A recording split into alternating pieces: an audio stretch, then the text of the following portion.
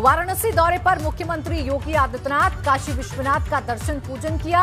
विधि विधान से काशी विश्वनाथ की पूजा की। काशी विश्वनाथ के दरबार में मुख्यमंत्री योगी आदित्यनाथ, तस्वीरें उस वक्त की आपको दिखा रहे हैं जब मुख्यमंत्री योगी आदित्यनाथ काशी विश्वनाथ में पहुंचे और बाबा विश्वनाथ के सामने मत्था टेका, विशेष पूजा अर्चना की। दरअसल 1 दिवसीय दौरे पर हैं वाराणसी के मुख्यमंत्री योगी आदित्यनाथ और इस दौरान जैसे ही मुख्यमंत्री को समय मिला वैसे ही काशी विश्वनाथ पहुंच गए, जहां विधि विधान के साथ पूजा अर्चना मुख्यमंत्री योगी आदित्यनाथ ने की है। आपको बता दें कि अधिकारियों के साथ समीक्षा बैठक करने के लिए मुख्यमंत्री वाराणसी पहुंचे। तमाम विकास कार्यों की समीक्षा करने, जायजा लेने के लिए मुख्यमंत्री वाराणसी पहुंचे और इसी दौरान ये तस्वीरें सामने आई काशी विश्वनाथ मंदिर से।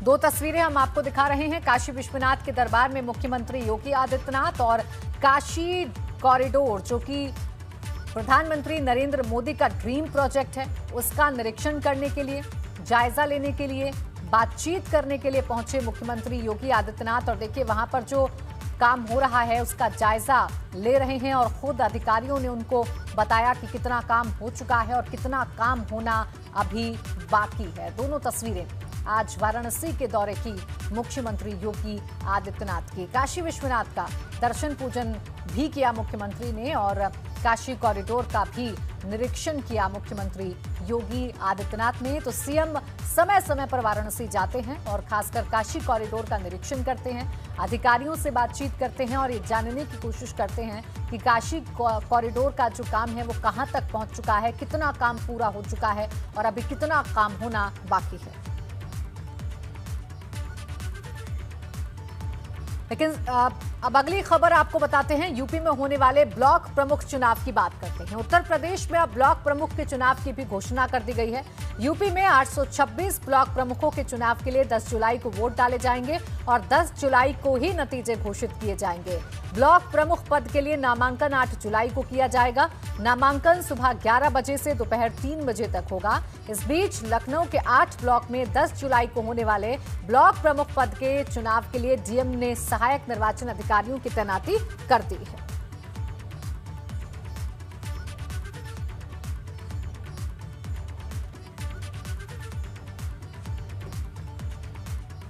बढ़ते आगे बात मथुरा की, जहां मथुरा में कांग्रेस के 2 दिवसीय प्रशिक्षण शिविर के दौरान प्रदेश अध्यक्ष अजय लल्लू ने कहा कि एक तरफ भाजपा सरकार में महंगाई, बेरोजगारी चरम पर है जिससे जनता परेशान है, वहीं दूसरी तरफ प्रियंका गांधी के नेतृत्व में कार्यकर्ता जमीनी स्तर पर मजबूती के साथ काम कर रहे हैं और 2022 में कांग्रेस की सरकार बनाने के लिए नौजवानों को जोड़ा जा रहा है।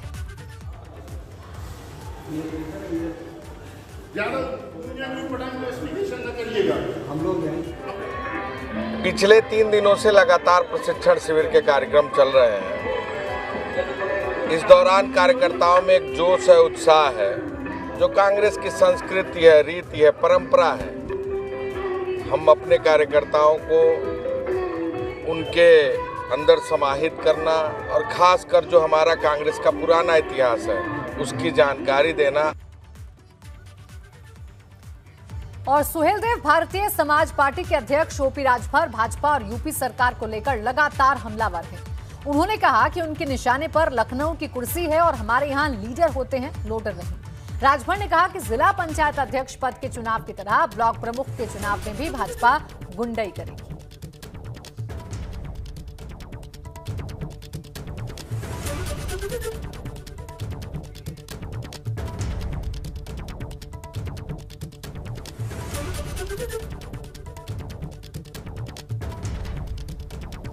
हमारे निशाने पर लखनऊ की कुर्सी है।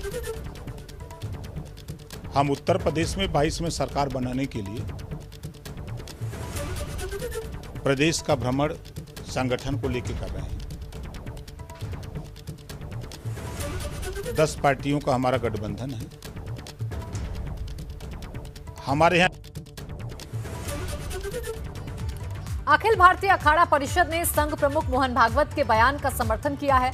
अखाड़ा परिषद के अध्यक्ष महंत नरेंद्र गिरी ने कहा कि देश में रह रहे हिंदुओं, मुसलमानों और ईसाइयों को डीएनए एक ही है, क्योंकि कुछ लोगों ने लालच और दबाव में हिंदू धर्म छोड़कर इस्लाम और क्रिश्चियन धर्म अपना लिया था।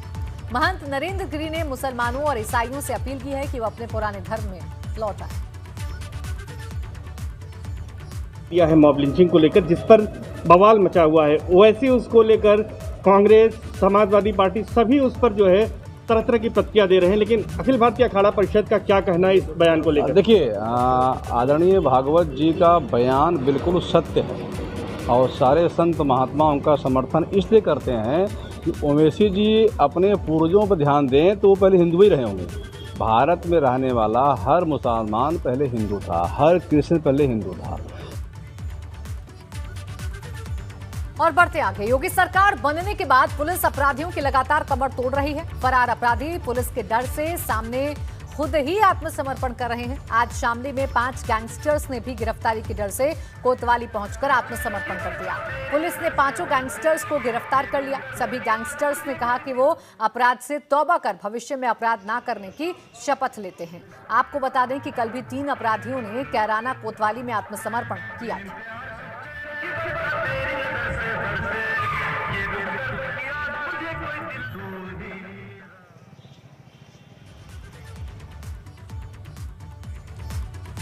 बरेली में हाई स्कूल की छात्रा के अश्लील फोटो खींचकर उन्हें वायरल करने की धमकी देकर ब्लैकमेल करने का मामला सामने आया है, जहां छात्रा की मां ने शिकायत पर आरोपी के खिलाफ पुलिस ने मुकदमा दर्ज कर हिरासत में ले लिया है। बरेली के सुभाष नगर थाना क्षेत्र में रहने वाली हाई स्कूल की छात्रा अपनी मां और 2 छोटी बहनों के साथ किराए के मकान में रहती है। फिलहाल सुभाष नगर पुलिस ने छात्रा की तहरीर पर मुकदमा दर्ज कर आरोपी को गिरफ्तार कर लिया है।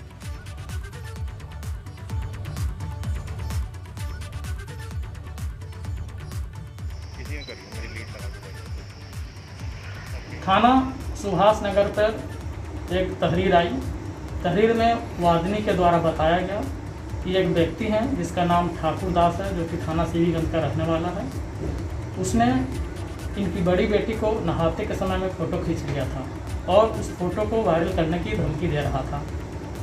इस तहरीर के आधार पर हमने जो व्यक्ति ठाकुर दास है उसे अपने हिरासत में ले लिया है। उससे पूछताछ की जा रही है। जब उससे पूछताछ की गई तो उसने के द्वारा ये बताया गया कि कुछ पैसों का लेन देन है, जिसके चलते ये आरोप प्रत्यारोप लगाया जा रहा है। इसकी हम गहन छानबीन कर रहे हैं। जो भी तथ्य प्रकाश में आएंगे उसके आधार पर हम इसमें अग्रिम विधि कार्रवाई सुनिश्चित कराएंगे।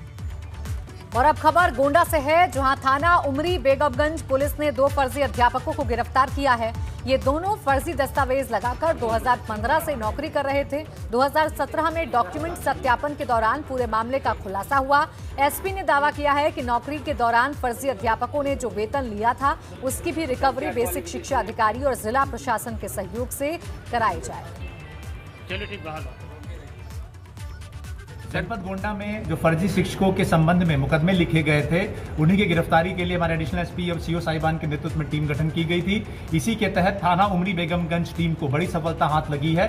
2 फर्जी शिक्षक जो कि फ्रॉड टीचर बन के जनपद में कार्य कर रहे थे, उनको गिरफ्तार किया गया है। श्रीधर पुत्र बांकेलाल, ये जनपद हरदोई का रहने वाला, और श्रीराम यादव पुत्र अशरफी यादव, रानी डीहा थाना गोरखपुर, ये दोनों फर्जी शिक्षकों को गिरफ्तार किया गया है। एवं पूछताछ में इन्होंने ये बताया है कि अपने बीएड की एवं टैट की जो मार्कशीट है, जो डॉक्यूमेंट्स हैं, वो फर्जी लगा के इन्होंने नौकरी प्राप्त की थी। और देवरिया में पुलिस ने गैंगस्टर घोषित किए गए चंद्रशेखर यादव की अवैध संपत्ति को कुर्क कर लिया। पुलिस ने कुर्की की कार्रवाई करते हुए एसडीएम सदर और सीओ सिटी ने भारी पुलिस फोर्स की मौजूदगी में चंद्रशेखर यादव के श्याम पैलेस को कुर्क कर दिया। चंद्रशेखर यादव के भाई के नाम पर बने इस अवैध निर्माण की कीमत करीब 1 करोड़ रुपए आंकी जा रही है, जिसमें चंद्रशेखर यादव की अवैध कमाई लगी हुई थी, जिस पर लूट समेत करीब दर्जन भर आपराधिक मामले दर्ज हैं।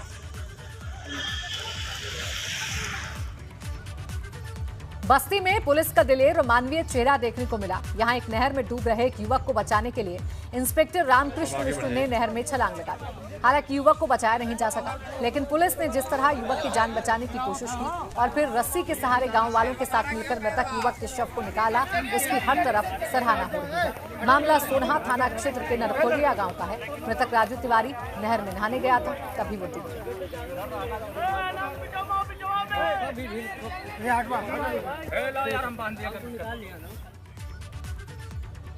मुरादाबाद में आकाश रेजिडेंसी आवासीय सोसाइटी में जिन लोगों ने घर खरीदा था, आज वो परेशान हैं, खुद को ठगा हुआ महसूस कर रहे हैं। दरअसल बिल्डर ने फ्लैट खरीदने वालों के नाम रजिस्ट्री भी कर दी, लेकिन अब लोग यहां रहने आए तो मुरादाबाद विकास प्राधिकरण ने सोसाइटी का एक रास्ता ही सील कर दिया। जब इसकी शिकायत की गई तो पता चला कि ना तो विकास प्राधिकरण ने इस बिल्डिंग को एनओसी दी है और ना ही फायर विभाग ने इस फायर विभाग से इसे एनओसी मिल पाई है।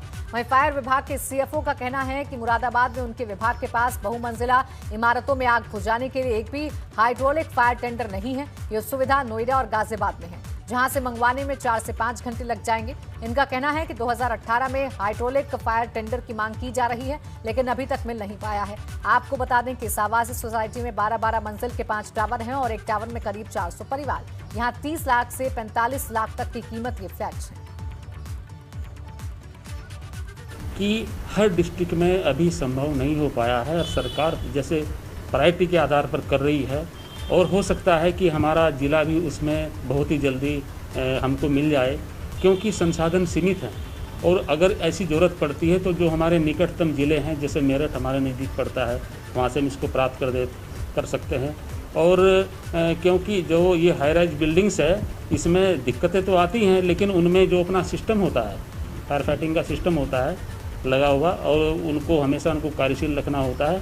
और अगर इस तरह की रेस्क्यू की ज़रूरत पड़ती है तो अभी तो हमको कहीं से जो निकटतम, जैसे बरेली में भी नहीं है, बरेली भी मंडल है, तो हमारे निकटतम जो मेरठ है और या फिर गाजियाबाद से प्राप्त। मुरादाबाद में एक निजी स्कूल पर इस्लाम धर्म का प्रचार प्रसार करने और स्टूडेंट्स का ब्रेन वॉश करने का आरोप लग रहा है। खबरों के मुताबिक स्कूल ने सोशल मीडिया के जरिए ऑनलाइन समर कैंप का आयोजन किया था। इस विज्ञापन की जानकारी मिलने के बाद अखिल भारतीय विद्यार्थी परिषद ने जिलाधिकारी को ज्ञापन सौंप दिया, साथ ही स्कूल पर कार्रवाई की मांग की। एबीवीपी की शिकायत पर अब मुरादाबाद पुलिस और शिक्षा विभाग ने मामले की जांच कर रही है। इस बीच स्कूल के डायरेक्टर का कहना है कि साइट अभी बंद कर दी गई है और समर कैंप भी रद्द कर दिया गया है।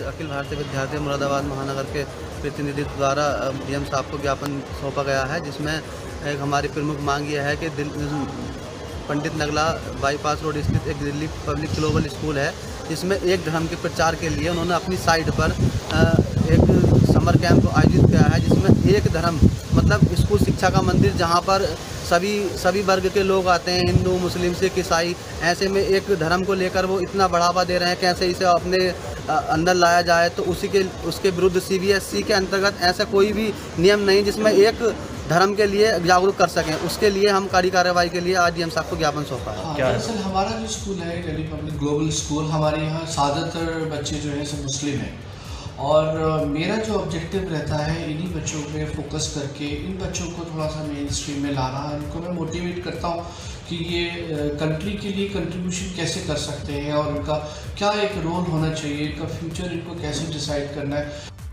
पीलीभीत में नायब तहसीलदार की दबंगई का एक मामला सामने आया है। मामला पीलीभीत के बीसलपुर तहसील क्षेत्र का है, जहां ग्राम समाज की जमीन पर अवैध कब्जे की सूचना मिलने पर मौके पर तहसीलदार पहुंचे।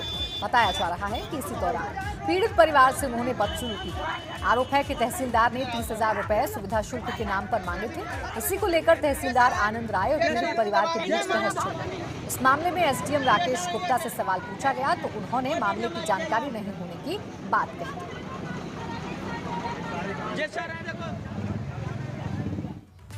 सिद्धार्थ नगर से अगली खबर, जहां अनियंत्रित बोलेरो ट्रक से टकरा गई। हादसे में 3 लोगों की मौत हो गई, जबकि कई लोग घायल हो गए।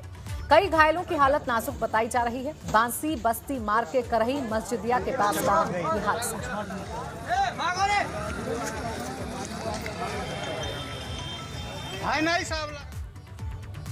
राम मंदिर आंदोलन के महानायक रहे पूर्व मुख्यमंत्री कल्याण सिंह का स्वास्थ्य खराब चल रहा है। उनको इलाज के लिए लखनऊ में भर्ती करवाया गया तो उनके सलामती के लिए अयोध्या में पूजन अर्चन शुरू हो गया है। राम जन्मभूमि आंदोलन की सूत्रधार रही विश्व हिंदू परिषद का प्रधान कार्यालय कारसेवकपुरम में विश्व हिंदू परिषद के लोगों ने पूर्व मुख्यमंत्री कल्याण सिंह के स्वास्थ्य लाभ के लिए हवन पूजन किया। कल्याण सिंह जी शुरू से राम जन्मभूमि आंदोलन से जुड़े रहे और बहुत बड़ा उनका त्याग रहा। जिस प्रकार से उनकी सरकार गई और जितना साहस से उन्होंने कार सेवकों पर बिला भी एक डंडा चलाए और कार सेवा करने दी, उन्होंने अपनी सत्ता और सरकार की कोई परवाह नहीं किया। तो ये किसी भी एक राजनेता के लिए बहुत बड़ा त्याग था, सत्ता का त्याग करना। तो उनका जो योगदान है राम जन्मभूमि के लिए वो भुलाया नहीं जा सकता। और आज वो अस्वस्थ हैं, इसलिए हम सब लोग भगवान से प्रार्थना किए हैं उनके जीवन की शुभकामना के लिए। अयोध्या में बन रहे भगवान राम के भव्य मंदिर में मिर्जापुर के गुलाबी पत्थर भी लगाए जाएंगे। सोमवार को मिर्जापुर से अयोध्या के लिए गुलाबी पत्थरों की पहली खेप रवाना की गई, जिसे राम मंदिर के निर्माण में इस्तेमाल किया जाएगा। आपको बता दें कि मिर्जापुर के गुलाबी पत्थरों से ही अशोक स्तंभ, संसद भवन की सीढ़ियां और बौद्ध स्तूप के अलावा लखनऊ के अंबेडकर पार्क में भी इस्तेमाल किया गया है और अब ये पत्थर भगवान श्री राम की शोभा बढ़ाए।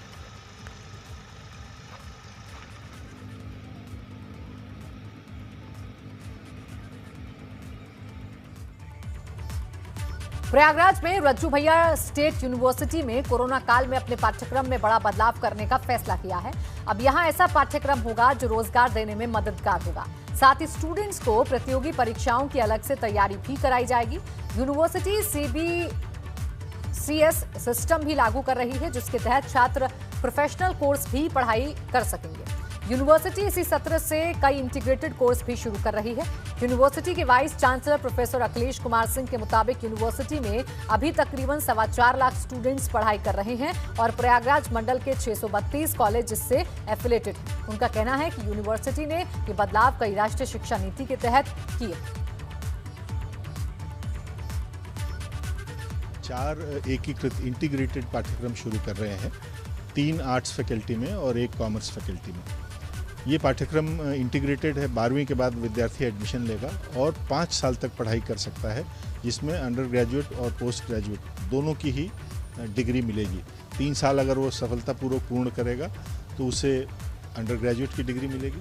5 साल अगर वो पूर्ण करेगा तो पोस्ट ग्रेजुएट की डिग्री मिलेगी। इसमें एक ख़ास बात ये है कि मल्टीपल एंट्री और मल्टीपल एग्जिट है कि बच्चा 1 साल पूरा करेगा तो उसको सर्टिफिकेट मिलेगा, 2 साल पूरा करने पे डिप्लोमा मिलेगा, 3 साल पूरा करने पे अंडर ग्रेजुएट की डिग्री मिलेगी, 4 साल पूरा करने पे अंडर ग्रेजुएट विथ रिसर्च की डिग्री मिलेगी और 5 साल पूरा करने पे उसको डिग्री मिलेगी पोस्ट ग्रेजुएशन की। अभिनेता नवाजुद्दीन सिद्दीकी ने मेरठ में कमिश्नर और डीएम के साथ पौधारोपण किया।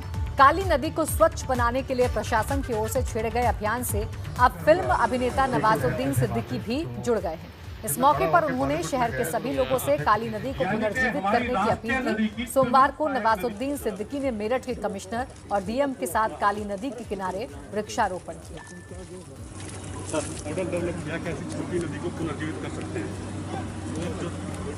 रुद्रप्रयाग में एक बड़ा हादसा हो गया। ऋषिकेश बद्रीनाथ हाईवे पर रुद्रप्रयाग से 7 किलोमीटर आगे पुलिस लाइन रतूड़ा के पास एक कार हादसे का शिकार हो गई।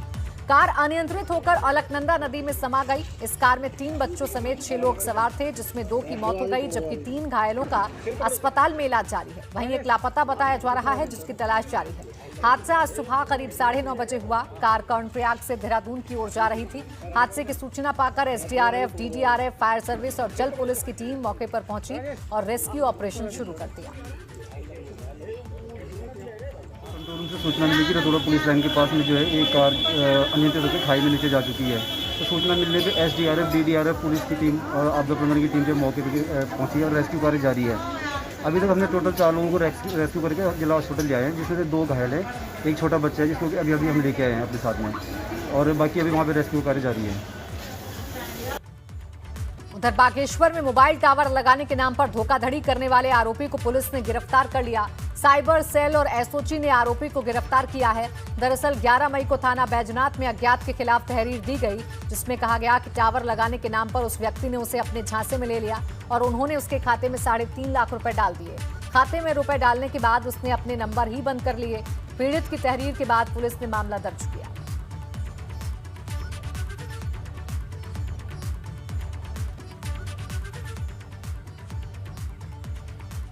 थाना बैजनाथ के मुकदमा FIR संख्या 21 धारा 420 IPC से संबंधित अभियुक्त सुरेंद्र कुमार उर्फ सुरेंद्र सन ऑफ हरवंश सिंह निवासी उत्तम नगर दिल्ली को गिरफ्तार किया गया है।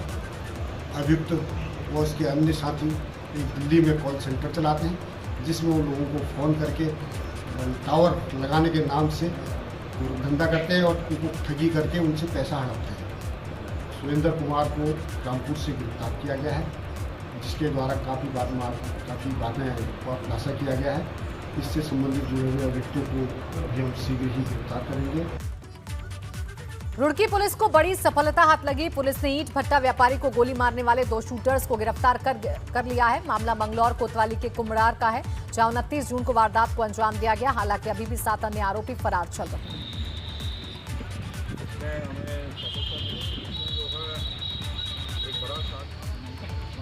29/6/2021 को जो गांव कुमराड़ा में जो ईंट भट्टे का मालिक अजय माली की जो हत्या हुई थी, उस पर 2 लोगों को हमने गिरफ्तार किया है। इसमें जो है बेसिकली जिसका ज़मीन से ईंट का भट्टे चला रहा था, उनका और उनका रिश्तेदार दोनों मिलके इनको समाप्त करके जो है ईंट भट्टे को कब्जा करने का साजिश में जो है इनको ऊपर हमला किया है। इसमें 2 व्यक्तियों को हमने गिरफ्तार कर लिया है।